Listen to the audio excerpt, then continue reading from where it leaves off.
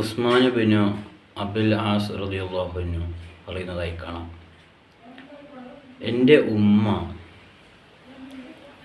മഹദിയായ ആമിന ബീവി റളിയല്ലാഹു അൻഹ മുത്തുനബി സല്ലല്ലാഹു അലൈഹി വസല്ലമ തങ്ങളെ പ്രസവിക്കുന്ന സമയത്ത് ആ റൂമിലുണ്ടായിരുന്നു. മഹാനവറുകളുടെ ഉമ്മ പറയുകയാണ്, ആ സമയത്ത് മുത്തുനബി സല്ലല്ലാഹു അലൈഹി വസല്ലമ തങ്ങൾ ജനിക്കുന്ന സമയത്ത് ആ റൂം മുഴുവനും പ്രകാശമായിരുന്നു. പ്രസവിക്കുന്ന സമയത്ത് ആമിന ബീവിയിൽ നിന്നൊരു പ്രകാശം വന്നു. ആ പ്രകാശം മുഴുവനും റൂം നിറയെ ഉണ്ടായിരുന്നു. വീട് പ്രകാശിച്ചു കൊണ്ടായിരുന്നു ഉണ്ടായിരുന്നത്. മഹാനായ ഉസ്മാൻ ബിൻ അബ്ദുൽ ആസ് റളിയല്ലാഹു അൻഹുവിൻ്റെ ഉമ്മ പറയുകയാണ്, ആ റൂമിലുള്ള ഏതു വസ്തുവിലേക്ക് നോക്കിയാലും അത് പ്രകാശിച്ചു നിൽക്കുകയാണ്.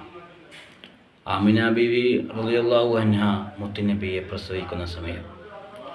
എന്നാൽ ആ ഉമ്മ പറയുകയാണ്, നക്ഷത്രങ്ങൾ പോലും പ്രകാശിച്ചു നിൽക്കുമ്പോൾ ഞങ്ങൾ അടുത്തുനിന്ന് പ്രകാശിക്കുന്നത് പോലെ ഞങ്ങൾക്ക് തോന്നി. പെട്ടെന്നെങ്ങാനും ആ നക്ഷത്രം ഞങ്ങളുടെ മുകളിലേക്ക് വീഴുമെന്ന് വരെ ഞങ്ങൾ പേടിച്ചിരുന്നു.